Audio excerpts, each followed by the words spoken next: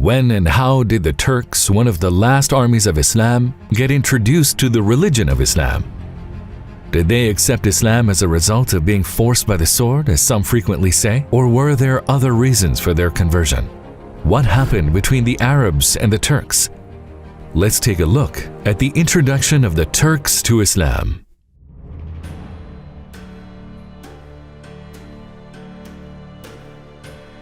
Allah subhanahu wa ta'ala sent thousands of prophets before Prophet Muhammad, peace be upon him. Some of those prophets were also sent to the Turks in the past. So they believed in the afterlife and in the oneness of God. They remained as the sole nation that did not engage in idol worship, always having faith in only one true God. Simokata, a Byzantine historian, said the following about the pre-Islamic faith of the Turks. The Turks do not worship anything other than one God, who created the sky and the earth. They sacrifice horses, cattle, and sheep for him. Thus, according to what he said, the faith of the Turks had some resemblance to the Islamic faith. In addition, the understanding of the Turks, which is the sky is our tent, the sun is our flag, corresponding to the Islamic obligation of spreading Islam to the whole world, is another similarity. When did Islam first come to the Turks? The initial encounters between the Turks and the Arabs occurred during the Caliphate of Umar radiyallahu anhu. In the year 642, the Muslim army brought down the Persian Empire at the Battle of Nahawand and then marched on and reached the Caucasus region. Thereafter, it came to the borders of western Turkic Khaganate. During that time, meeting between the Turks and the Arabs occurred in the form of minor border conflicts. The Prophet, peace be upon him, said, "Leave the Turks alone as long as they leave you alone," and the Arabs complied with it. Because the Arabs knew this hadith, they avoided fighting the Turks as they didn't want to prevent the Turks from accepting the religion of Islam. As a result, 10 to 15 years after the demise of the Prophet, peace be upon him, some Turkic people, although in low numbers, started to get introduced to Islam. As the Turks gradually started to embrace Islam, the Umayyad Caliphate's nationalistic approach and its outlook on reverts as second-class citizens became a huge obstacle in spreading Islam. The Umayyads took it to such an extent that they even started to fight the Turks. Moreover, their actions during the wars, which were completely against the teachings of Islam, distanced the Turks from Islam even more. Therefore, the Turks didn't accept the Umayyads. Some of the recent converts among the Turks at the time even left Islam because of the transgressions of the Umayyads. In face of the Umayyads' injustices, they questioned, is this what Islam really is? And not only did the Turks not become Muslim, but the approach of the Umayyad Caliphate, which was contrary to Islam, also prevented them from getting to know the religion more. The Umayyads during that time unfortunately persecuted everyone, including the Muslims. Hence, it's probably because of this that people frequently ask, did the Turks become Muslim by force? Because of the Umayyads' persecution of the Turks, who were dethroned and had to face difficult times during that period, a false perception has evolved that they were forced to accept Islam.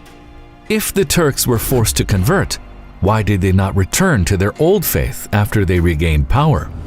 As a matter of fact, regardless of whether such persecution took place or not, if the heart doesn't accept Islam as being the truth, one doesn't become a Muslim.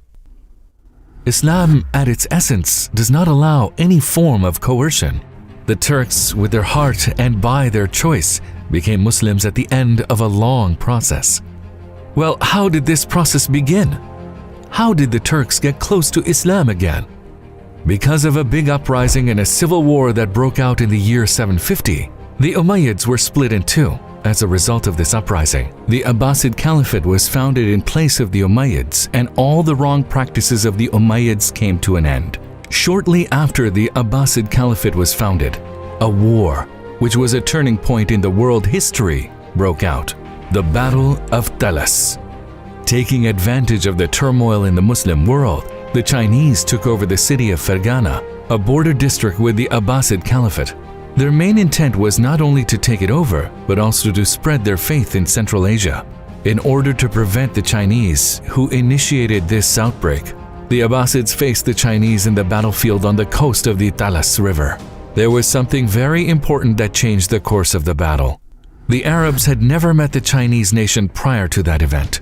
The Arabs were not only going to fight the Chinese, but also the Turks in this battle. Yes, the Karluk Turks, who lived during the darkest ages of the Turkish history, worked as mercenaries. They didn't have a stable income, so they made their living this way. Since the Chinese General Gao knew this, he made an agreement with the leader of the Karluk Turks and confronted the Arabs with them on his side. So, the Battle of Talas was a war in which all the three nations participated. The first few days of the war were very brutal, and the Chinese army was unexpectedly dominating the war against the Arabs, because superior weaponry and advanced technology gave the Chinese an upper hand. On the last day of the war, which lasted 5 days, an incident happened which changed the course of the war. This happened when the Chinese were about to defeat the Arabs. The Abbasid General Ziyad and the Karluk Turks leader met on the 4th night of the war. The Karluk Turks leader knew that the Chinese wanted to wipe out the Turkish race, so he didn't want the Chinese to be victorious. The matter was no longer about money or making a living. He wanted to teach the Chinese a lesson because of all the persecution they faced for years, but he was also not able to forget about their persecution by the Umayyads. The Abbasid General Ziyad promised that what happened in the past wouldn't happen again. He wanted the recently established Abbasid Caliphate and the Turks to be allies. The Turkish leader believed in the sincerity of Ziyad and agreed to fight against Gao together.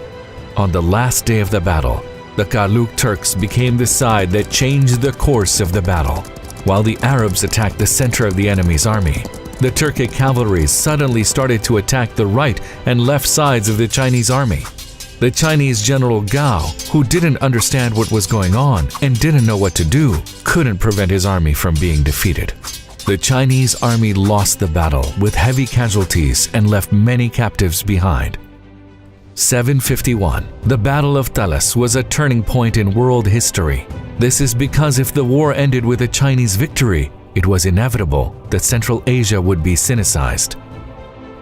There was no power in the Turkic world which was politically divided that could face China.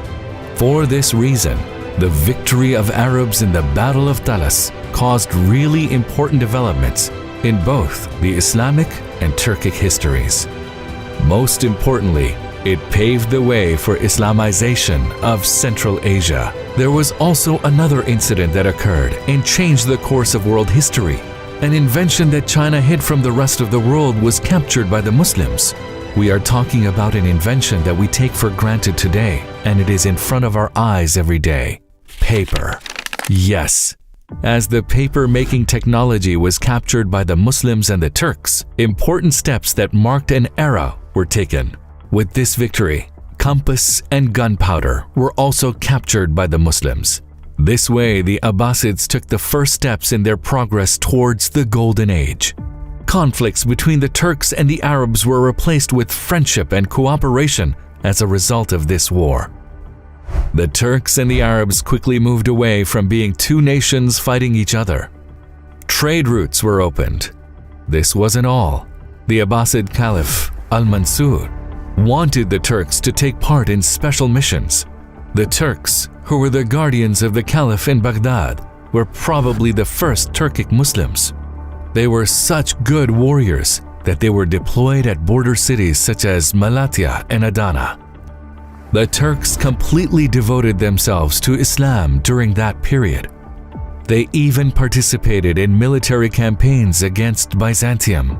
The Abbasid Caliphate practiced the method of spreading the message of Islam in such a successful way that the same success achieved in terms of military were also achieved in spreading Islam. Among the Turkic cities, the first city in which people converted to Islam was Tashkent. The Karahan Khanate was the first large state to convert to Islam. At the beginning of the 10th century, for the first time, a Turkic group converted to Islam. Later, a group from the Oghuz Turks followed them. They had a leader named Seljuk. He took the first steps towards a great empire that would later be founded. Yes, the Great Seljuk Empire. This way, Islam became the prevalent religion among the rest of the Oghuz Turks, along with the Seljuk Empire since the beginning of the 11th century, when the trait of bravery found in the nature of the Turkic nation converged with the sacred mission of Islam, which originated from Mecca and Medina and arrived in their lands. The Turks settled into their rightful place in history. What happened afterwards is well known. Kilij Arsalan, Alp Arsalan, Suleiman Shah, Osman Ghazi, Mehmed the Conqueror, Suleiman the Magnificent did not remain only as Turkic Khagans. They also took the message of Islam to the furthest lands. With the permission of Allah, Islam spread all over the world by their hands. There was Yunus Emre, Ahmed Yasawi, Rumi, and many others.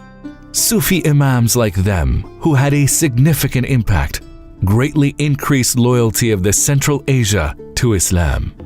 Islam being a divine and universal religion, Islam not allowing for coercion at its essence, Islam offering a better system than any other, and Islamic values being in line with human nature were other important factors that were influential in the acceptance and spreading of Islam by the Turks. The Turks have always served the Muslim world and its religious institutions. They have never hesitated to sacrifice their lives and wealth for an Islamic cause. They have never compromised on Islamic values. They have reached such high levels by following the way of the Prophet, peace be upon him, and by taking him as their guide. What is required for us as Muslims is to take our ancestors as an example. Take their struggle as an example, in which they got rid of their personal desires and lived for a greater purpose, without getting behind the many excuses of our time. Live a life Allah may be pleased with and set an example for the future generations. If we don't do that, we will become a generation that the previous ones condemn and the future ones are ashamed of. If the Muslim identity still comes to mind when one thinks of a Turk, that means it's still not too late.